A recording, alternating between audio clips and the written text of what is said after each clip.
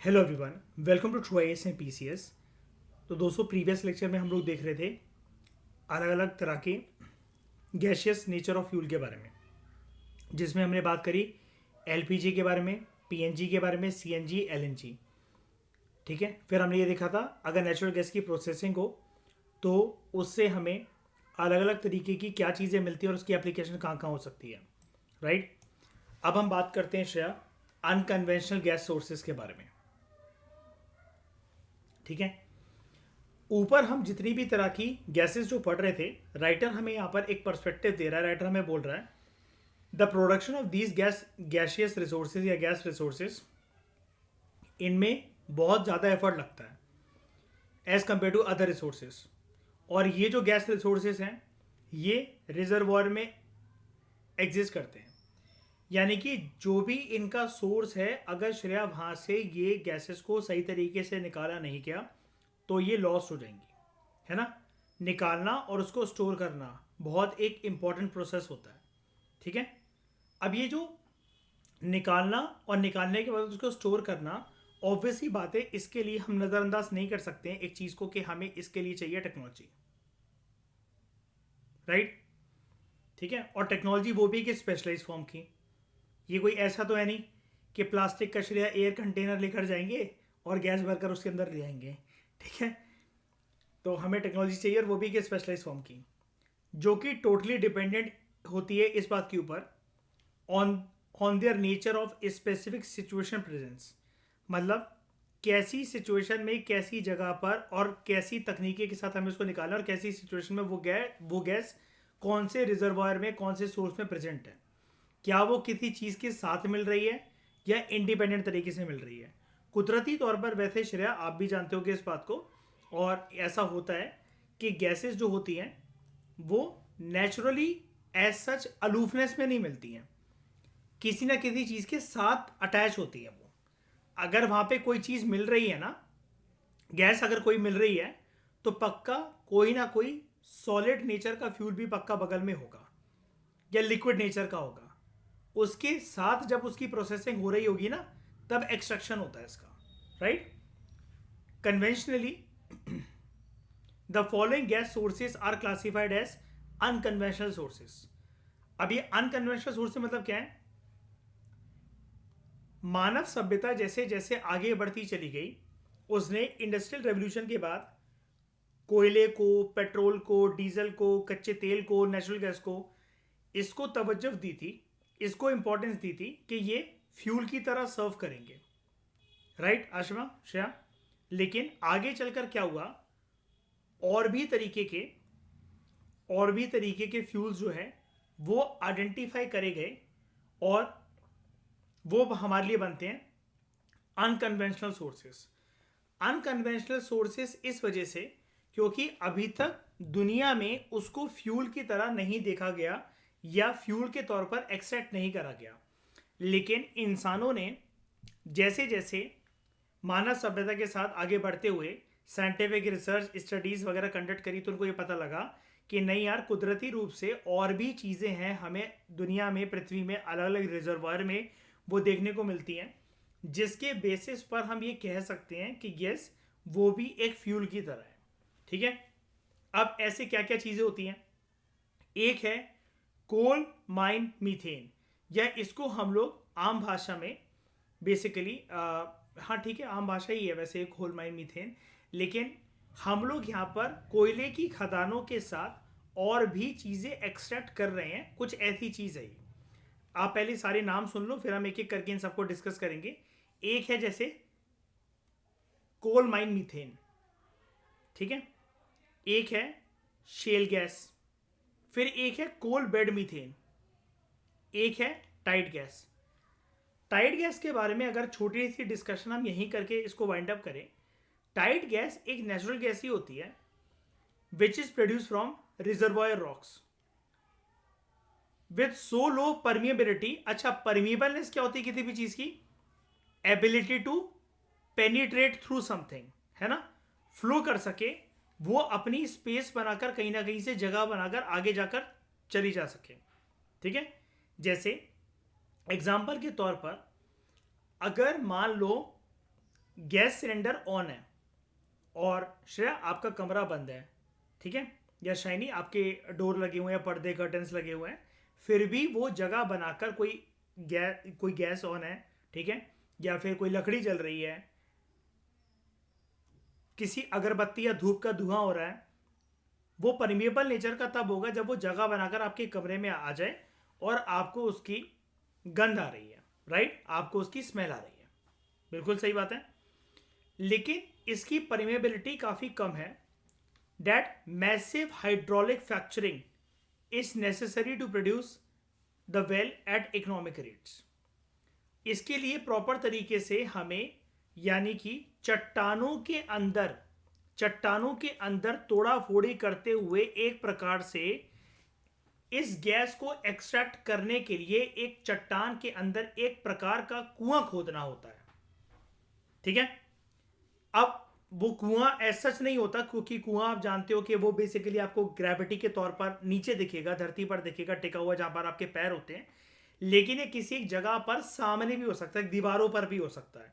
इसलिए एक टेक्निक इसके लिए यूज होती है, हाइड्रोलिक फ्रैक्चरिंग, ठीक है। उस टेक्निक के थ्रू ही निकाला जाता है। अभी हम आगे चलकर इन सारी टेक्निक्स को पढ़ेंगे एक एक करके इस चैप्टर के अंदर। हाउएवर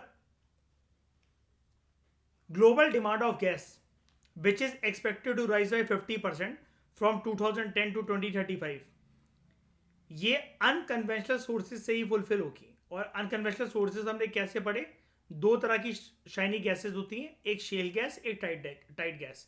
और आशमा दो तरह की मीथेन होती हैं, एक कोल माइन मीथेन, एक कोल बेड मीथेन, ठीक है।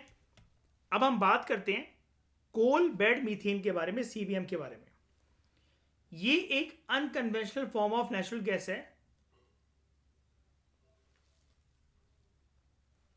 ये भी एक प्रकार की नेचुरल गैस है, अभी तक एक्सट्रैक्ट नहीं करी जाती थी। अनकन्वेंशनल इसलिए बिकॉज इसको फ्यूल के तौर पर कभी कंसिडर नहीं करा गया, ठीक है। ये आपको कहां देखने को मिलती है, जहां कोयले के खदान होते हैं, कोल डिपॉजिट होता है, ये जिसको हम लोग कोल सीम्स भी कहते हैं।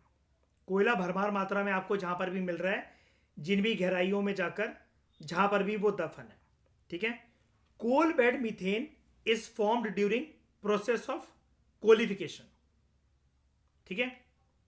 कोलिफिकेशन, the transformation of plant material into कोल।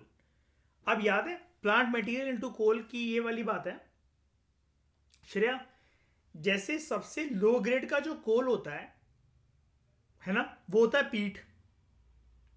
पीट से कम घटिया का होता है क्वालिटी का, वो होता है लिग्नाइट और पीट को अगर हम देखें, उनकी शक्ल देखें, वो कोल कैसे बनता है, लकड़ी, फॉरेस्ट की लकड़ियां जमीन में धंस गई हजारों सालों के लिए, lakhs of years, millions of years के लिए, और फिर वो जाकर कोयला बन रहा है। लेकिन हमें पीट और लिग्नाइट में ये चीज अच्छी तरीके से देखने को मिलती है, वो एक कन्वर्जन स्टेज पर थे, लेकिन पहले ही उनको आधी अधूरी स्टेज में निकाल लिया गया। इट्स जस्ट लाइक बच्चे को 9 महीने का होने नहीं दिया गया और पहले से ही मां की कोख से उसको 6 महीने या 7वें महीने में खींच लिया गया। उसके अंदर वो दिखता है कि ट्रांसफॉर्मेशन होना बाकी था उस कोयले के अंदर, पीट और लिग्नाइट के अंदर, इसलिए वाटरी एलिमेंट उसके अंदर रह जाता है। और श्रेय हमने पढ़ा था इस चैप्टर के अंदर, उसको जलाने के बाद वो धुआं बहुत छोड़ेगा, बिकॉज उसके अंदर वाटर वेपर काफी ज्यादा रह जाता है। अब ये जो ट्रांसफॉर्मेशन होता है प्लांट मटेरियल का कोयले के अंदर, अब उस प्रोसेस को हम लोग कहते हैं कोलिफिकेशन। इस प्रोसेस में बनता है आपका ये कोल बेड मीथेन, ठीक है। कोल बेड मीथेन, ये सीएमबी नहीं है, सीबीएम है, ठीक है।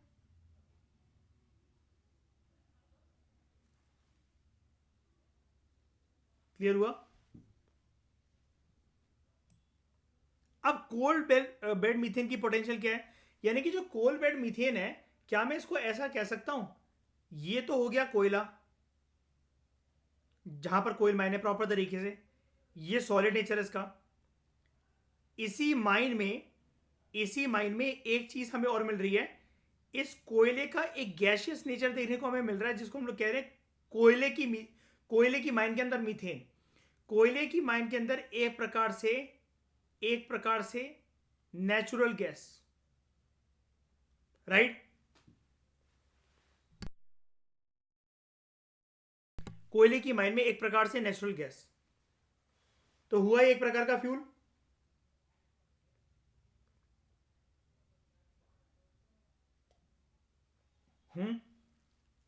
हुआ एक प्रकार का फ्यूल, बिल्कुल।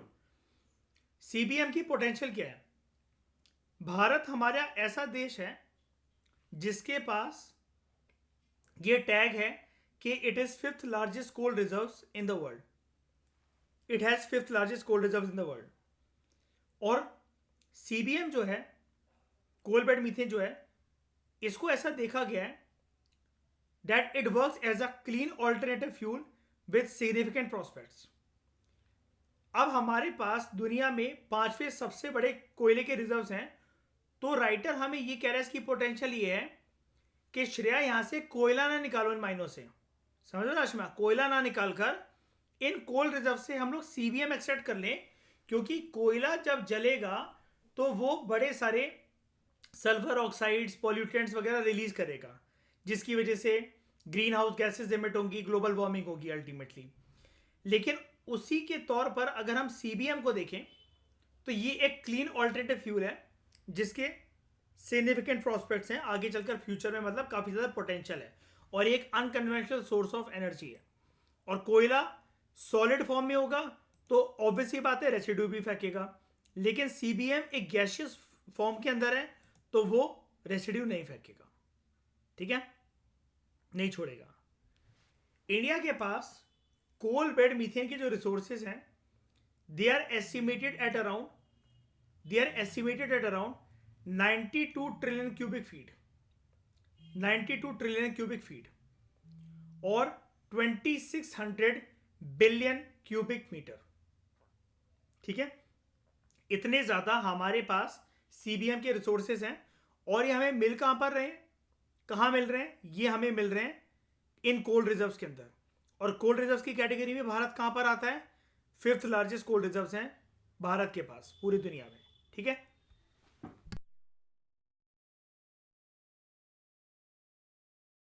हमारे देश में जो कोयले की खदानें हैं, और उन खदानों के तहत हमारे पास जो सीबीएम रिजर्व जो हमें मिल सकते हैं, they are found in 12 states of India with Gondwana sediments of eastern India holding the bulk. अब ये गोंडवाना सेडिमेंट्स जान रहे हो, जहां पर गोंडवाना लैंड था, ठीक है, इस जगह पर मतलब इस जगह पर क्या, यहाँ से हमारा जो बेसिकली इंडिया है, और हमारे पास जो ये जो रिच कोल स्टेट्स हैं, जहाँ जहाँ कोयला मिल सकता है, जहाँ जहाँ पोटेंशियल है, साउथ इंडिया, महाराष्ट्र वगैरह, डेक्कन प्लेट्यू, ठीक है, अलग अलग जगह पर, बिहार में है, उड़ीसा में है, ठीक है, इन सारी जगह पर 12 स्टेट्स हैं हमारे पास कुल मिलाकर। तो कोल बेड मीथेन के जो रिजर्व्स हैं अलॉन्ग विद कोयले के जो रिजर्व्स हैं, they are found in 12 states of India with Gondwana sediments of eastern India holding the bulk. सबसे ज़्यादा कोयला हमें ईस्टर्न इंडिया में मिलता है, ठीक है। अगर हम उन राज्यों की तरफ देखें जहाँ से हमें सबसे ज़्यादा कोयला प्राप्त होता है, तो जस्ट अ मिनट,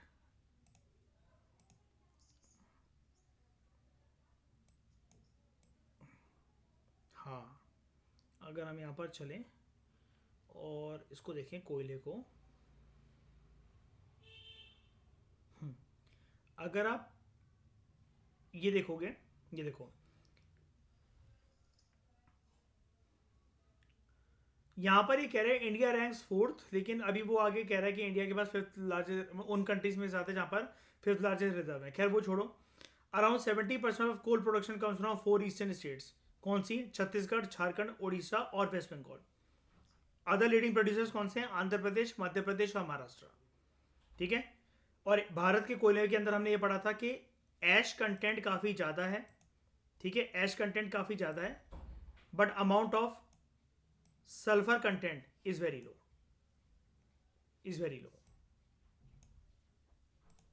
ठीक है। वापस आते हैं यहाँ पर।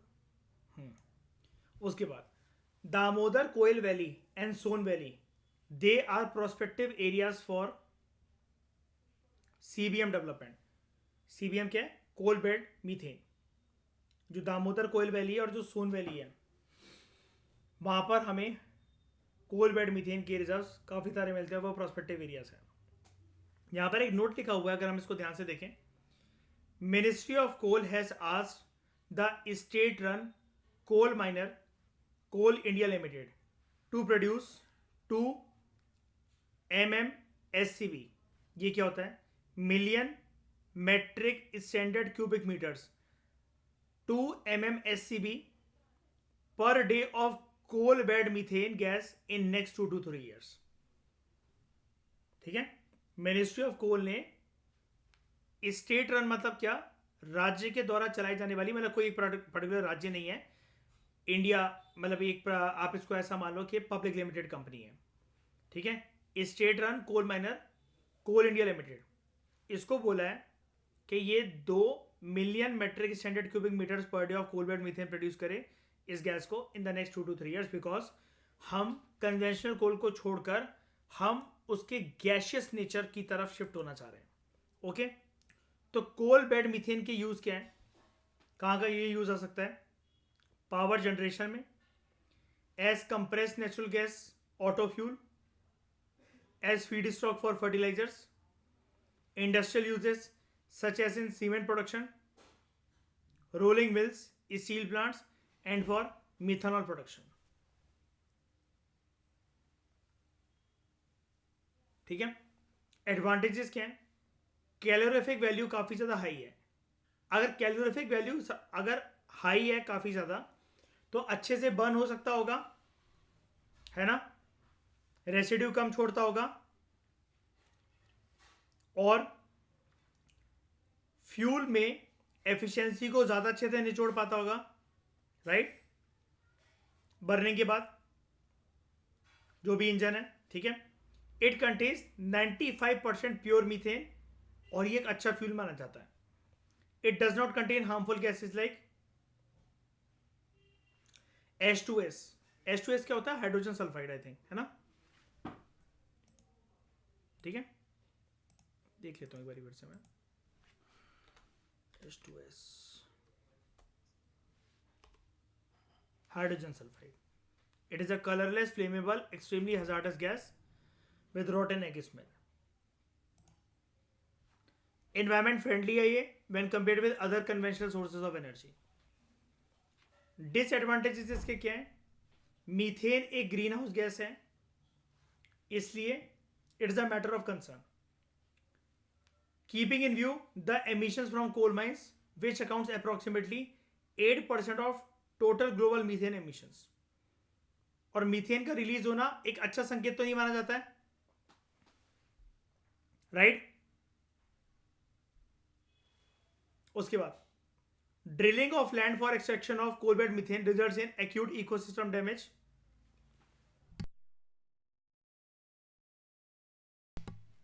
Wild life habitats are disturbed. Extraction of coal bed methane involves disposal of highly salinized water, whose introduction to freshwater ecosystem poses a serious threat to the aquatic environment. यानी कि होता क्या है? जब आप कोल बेड मीथेन, मतलब आप मान लो कि कोल माइन से जब आप कोल बेड मीथेन को एक्सट्रैक्ट कर रहे हो, और उसके एक्सट्रैक्शन प्रोसेस के अंदर बेसिकली होता क्या है? It involves disposal of highly salinized water. ठीक है. ऐसा पानी जिसके अंदर खारापन बहुत जाता है, वो पानी शेयर मिक्स हो जाता है फ्रेश वाटर के साथ. अब फ्रेश वाटर के जीव जंतु अलग हैं सेलिन वाटर के जीव जंतु के साथ, राइट. घड़ियाल में और फ्रेश वाटर क्रोकोडाइल में और सॉल्ट वाटर क्रोकोडाइल में फर्क होता है कि नहीं होता इन सारे क्रोकोडाइल की प्रजाति में? कि सारे क्रोकोडाइल ही होते हैं? डेफिनेटली डिफरेंस है ना. मछली कुछ कुछ खारे पानी में रह लेती है, कुछ सिर्फ मीठे पानी में, यानी कि फ्रेश वाटर में रह पाती हैं. अगर दोनों का एक्वेटिक इकोसिस्टम चेंज करते हैं हम लोग, सरवाइव कर सकेंगी? नहीं. तो ये एक एक्वेटिक इकोसिस्टम को शायनी बहुत ज़्यादा हार्म पहुंचाता है. उसके बाद correct stimulation of gas content, thickness, reservoir pressure, it is bit difficult. यानी कि ये आपसे बात कर रहा है एक्सट्रैक्शन की. जब हम एक्सट्रैक्ट करते हैं तो प्रॉपर तरीके से correct stimulation of gas content, thickness, reservoir pressure, ये काफ़ी डिफिकल्ट रहता है मेंटेन करना एक्सट्रैक्शन प्रोसेस में। ठीक है, अब हम बात करते हैं एक स्कीम की, गोवर्धन स्कीम की। ठीक है, गोवर्धन स्कीम की फुल फॉर्म है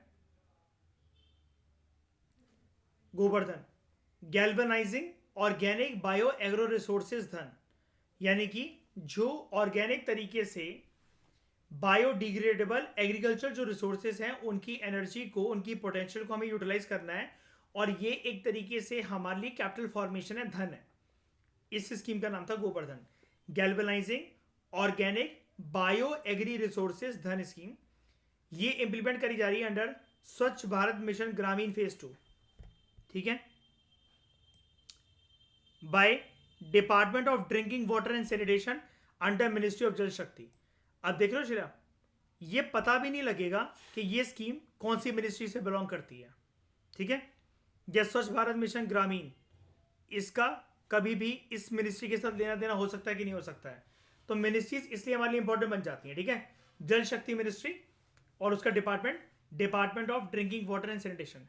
अगर ये मिनिस्ट्री है तो इस मिनिस्ट्री को श्रेया कौन संभाल रहा होगा? ईशा, कौन संभाल रहा होगा इस मिनिस्ट्री को? क्या बात है।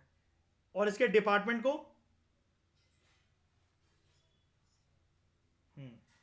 और उसमें कोई भी हो सकता है विद इंडिपेंडेंट चार्जेस या फिर अंडर अटैच ऑफिस या फिर इंडिपेंडेंट। ठीक है, चलो इतना तो समझ आ गई है। अब इस स्कीम के बारे में अगर हम लोग देखें, इसको साल 2018 में लॉन्च करा गया था। स्कीम का मकसद क्या है? The scheme aims to augment increase income of farmers. कैसे? उनके बायोडिग्रेडेबल वेस्ट को कन्वर्ट करके इनटू कंप्रेस्ड बायोगैस। ठीक है, कंप्रेस्ड बायोगैस। अब एक कंप्रेस्ड बायोगैस जैसे कैसे बन सकती है? बायोडिग्रेडेबल वेस्ट एक तरीके से कैसा हो सकता है? जैसे कोई भी सब्जियां, छिलके, फूल पत्तियां, ठीक है, कोई भी ऐसा खाने पीने का जो सामान हो जो सड़ जाता हो, गल जाता हो, या फिर जो मतलब बेसिकली 24 घंटे बाद खाने लायक ना रहता हो, उसको एक जगह पर रख के गाड़ कर, कहीं पर भी कुछ भी करके उसको या तो खाद के अंदर कन्वर्ट करना। ठीक है, अब खाद से ज़्यादा बेसिकली इस स्कीम के अंदर फोकस ये करा जाता है कि उसको कंप्रेस्ड बायोगैस के अंदर कन्वर्ट करा जाए। ठीक है, जैसे गोबर से, काऊ डंग से क्या गैस बनती है? क्या गोबर से, काऊ डंग से गैस बनती है? बिल्कुल बनती है। उसके लिए हमें टेक्नोलॉजिकली प्लांट्स चाहिए होते हैं ना, जिसको हम लोग क्या कहते हैं? गोबर गैस प्लांट्स। ठीक है, the initiative aims at attracting entrepreneurs for establishing community based compressed biogas plants in rural areas. Ministry of जल शक्ति ने लॉन्च करा हुआ है a unified portal on the governments Govardhan scheme. Farmers can earn ₹1 lakh crore in 5 years from जल शक्ति ministries Govardhan scheme. ये ऐसा सरकार का कहना है। अब 1 लाख करोड़ जो है, ये एक फार्मर नहीं श्रेया, टोटल मतलब जो फायदा मिल सकता है पूरे देश के किसानों को। ठीक है, ऐसा हो गया फिर तो 1 लाख करोड़ हाँ सही बात है। आप और हम जैसे लोगों को सुसाइड करनी पड़ेगी फिर तो फार्मर्स को देख देख के। Benefits of the scheme: it is helpful for the country as India is home to highest cattle population in the world. ये स्कीम बेनिफिशियल क्यों है? अच्छा एक बात बताना, cattle population, highest cattle population होने से ये गोवर्धन स्कीम कैसे अच्छी हो जाएगी?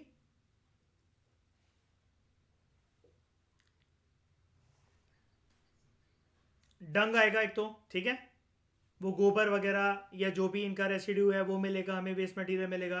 प्लस जब हम, हाँ, जब हम चारा वगैरह प्रिपेयर कर रहे होंगे ना इनका, उसमें भी जो रेसिड्यू वगैरह बच जाएगा उसको भी हम यूज़ कर सकते हैं। क्योंकि बात यहाँ पर सिर्फ ना डंग की या फिर उसकी नहीं लिखी हुई है रेसिड्यू की, कुछ भी ऐसा वेस्ट जो कि बायोडिग्रेडेबल हो।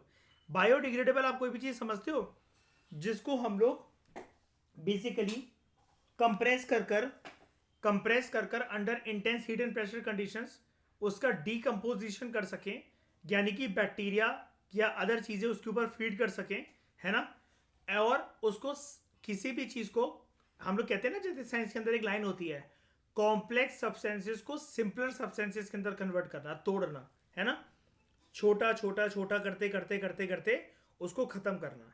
जैसे इसका एक एग्जांपल ये है, मान लो कि भगवान के प्रसाद की कटोरी में कुछ एप्पल और आपने बनाना चढ़ाए थे, ठीक है, काट काट कर, नाइफ से कट कर कर आपने भगवान जी की कटोरी में रख दिए थे। प्रसाद सबको मिला, शाम तक वो, शाम को जब आरती हुई वो रखा रहा, सुबह उठकर अब वो एप्पल हैं जो बनाना है वो थोड़े से सड़ गए हैं, खाने लायक नहीं लग रहे हैं अब आपको, ठीक है, या आपका मन नहीं कर रहा है कि अजीब से दिख रहे हैं। आपने उसे तुलसी के पेड़ में या केले के पेड़ में या घर में कोई सा भी पौधा लगा हुआ है उसकी मिट्टी में आपने उसको डाल दिया, ठीक है। अब अगर आप उसको 1 से 6 महीने के बीच में जब आप निकालोगे तो श्रेया क्या वो आपको एप्पल वैसा ही एप्पल मिलेगा या केला वैसे ही केला मिलेगा क्या? उसका उसका कन्वर्जन हो चुका है ना। तो वो क्या थे, बायो, जैसे सबसे पहले मुझे बताओ, जो बायो किसी भी वर्ड के आगे लिखा रहता है, क्या वो उसके अंदर एक लाइवली चीज या फिर खाने के लिए होती है वो चीज? किसी ना किसी का फूड होता है वो, क्या नहीं होता है, चाहे इंसान हो या किसी का भी हो, है ना। डिग्रेडेबल का मतलब क्या होता है, it can easily get converted with the help of micro organisms from complex substances into simpler substances, right. तो इस इनिशिएटिव का एम क्या है, it aims at attracting entrepreneurs for establishing community based compressed biogas plants in rural areas, ठीक है। इसके लिए अगर हमें, मतलब इस स्कीम का अगर एम ये है कि एंटरप्रेन्योर्स को इन्वाइट करा जाए, इस मिनिस्ट्री के पास तो जा ही सकते हैं, लेकिन श्रेया अगर हमें सच में एक एंटरप्रेन्योरशिप स्किल्स अगर यहाँ पे स्टैब्लिश करनी है और उससे प्रॉफिट अर्न करना है, हम कौन सी मिनिस्ट्री को अप्रोच करें फंडिंग के लिए और उसके कौन से एक बॉडी को?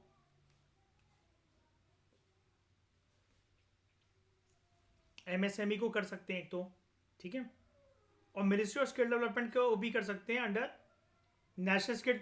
हाँ बिल्कुल, कि उस चीज़ की भी तो देखो, अब पैसा मिलने से क्या हम ये सच में सीबीजी बनाना सीख जाएंगे क्या? We need training, we need skills. क्या?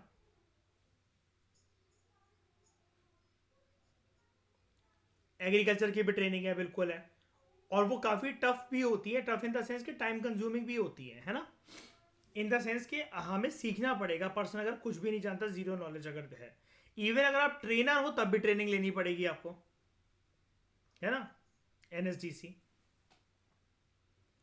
तो मिनिस्ट्री ऑफ जल शक्ति has launch a unified portal on the governments Govardhan scheme, farmers can earn 1 lakh crore in 5 years। ये वाली बात याद रखना अच्छे से, ठीक है। बेनिफिट्स मैं उसके बता रहा था कि कैटल पॉपुलेशन बहुत ज़्यादा है हमारे देश में। India in fact it is home to highest cattle population in the world, close to 300 million in number, with daily output of 3 million tons of dung, ठीक है। उसके बाद फार्मर्स को एनकरेज करना कि वो गाय भैंस के गोबर को और दूसरे वेस्ट को सिर्फ बेचना माने, but as a source of income, ठीक है।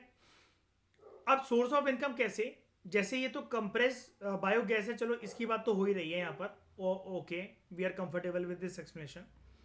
इसके अलावा अगर गाय भैंस इनके अगर गोबर को सुखाकर अगर कंडे या उपले बना लिए जाएं, वो भी बिक जाते हैं। स्पेशली काऊ का डंग सुखाने के बाद तो बिक ही जाता है, बिकॉज वो बड़े सारे रिलीजियस पर्पस एंड रिचुअल्स के लिए यूज होता है, लाइक हवन, ठीक है, तो वो बिक जाते हैं।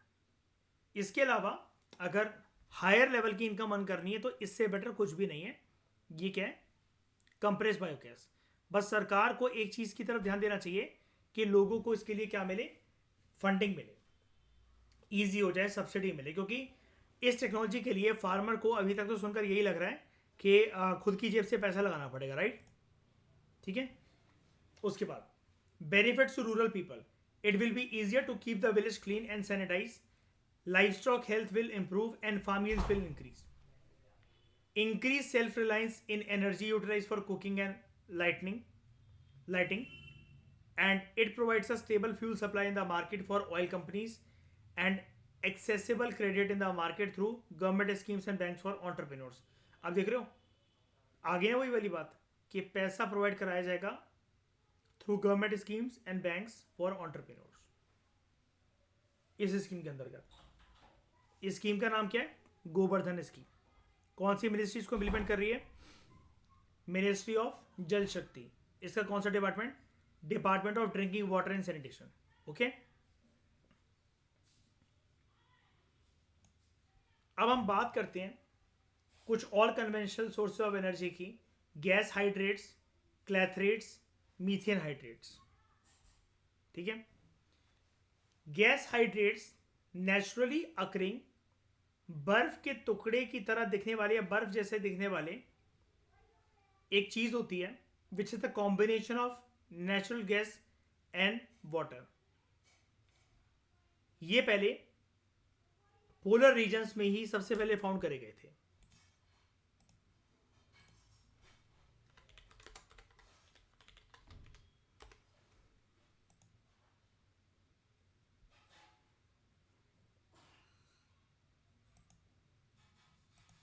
ये gas hydrates,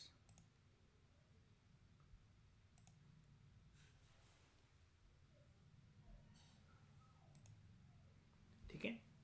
basically these are solids. Solid है, ये सॉलिड है, बिल्कुल सॉलिड है।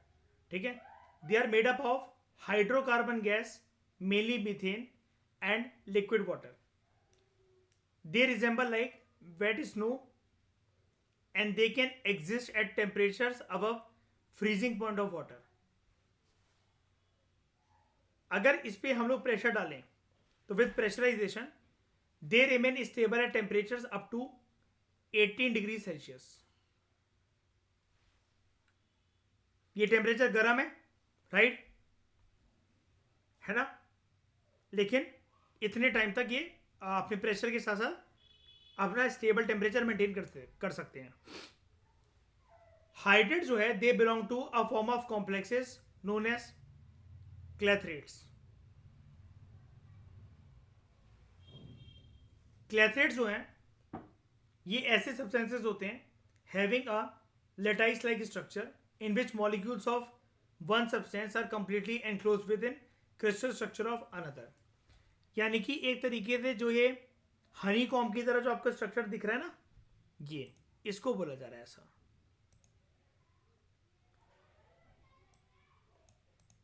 इसको बोला जा रहा है ऐसा।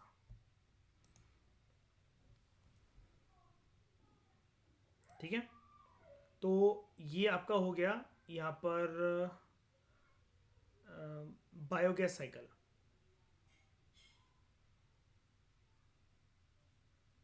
ठीक है,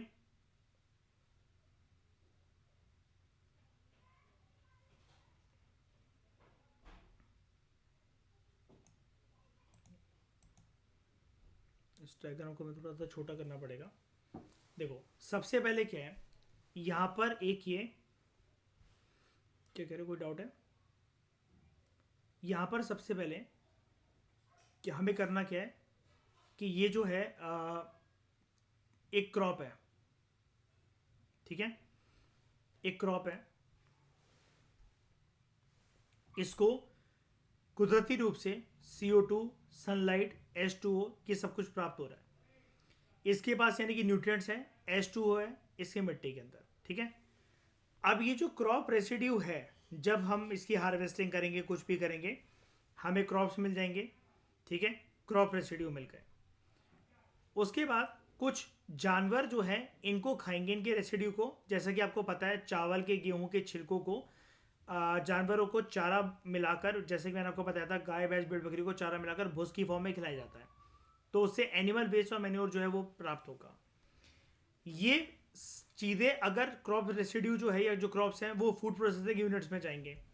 ठीक है, उसके बाद यहाँ पर अलग अलग फॉर्म में इनका कंजम्पशन होगा विद रिस्पेक्ट टू क्रॉप्स पे यहाँ पर बात हो रही है। लेकिन जो इनका रेसिड्यू होगा फूड प्रोसेसिंग के बाद, जैसे जो अनाज है, जो छिलके हैं उसके या जो भी जो बच गया, वो रेसिड्यू यहाँ पर क्रॉप्स के प्रॉपर तरीके से एनिमल वेस्ट मैन्योर उसकी जब प्रोसेसिंग हो रही है उसका रेसिड्यू। ठीक है, और क्रॉप रेसिड्यू, ये सारे जितने भी एग्रीकल्चर ये एफिलिएटेड सेक्टर से जो भी वेस्ट आया है वो बायोगैस प्लांट में जाएगा। ठीक है। उसके बाद यहाँ पर उस गैस को स्टोर करा जाएगा, ठीक है। और ऐसे कर कर ये जो गैस है ये बनेगी हमारे लिए बायोगैस, जिसको हम लोग यहाँ पर क्या नाम दे रहे हैं, कंप्रेस्ड बायोगैस, ठीक है। तो जो हाइड्रेट्स हैं, हम हाइड्रेट्स के बारे में अगर वापस आए तो hydrates are generally present in oceanic sediments under sea floor along continental margins and in polar continental settings like Arctic tundra region.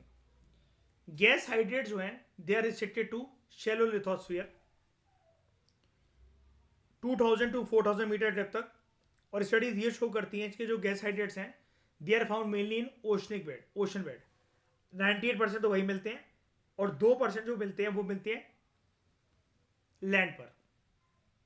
यानी कि ये जो हाइड्रेट्स हैं, क्या हम ऐसा कह सकते हैं अगर ये इतने ठंडे इलाकों में और यहाँ पर मिल रहे हैं तो श्रेया हाइड्रेट्स को अगर हमें ढूंढना है, गैस हाइड्रेट्स को अगर हमें ढूंढना है तो हमें क्रायोस्फीयर की तरफ निगाह मोड़नी चाहिए अपनी, है ना। तो गैस हाइड्रेट रीजन जो इंडिया के अंदर है they include western, eastern and Andaman offshore areas, Krishna Godavari basin, Mahanadi basin and shallow areas of bay of Bengal. यहाँ पर 98% केसेस में आपको कहाँ मिलेंगे, ओशन बेड में, बाकी 2% लैंड, ठीक है। तो इस डिस्कशन में दोस्तों फिलहाल इतना ही। Thank you very much for discussion.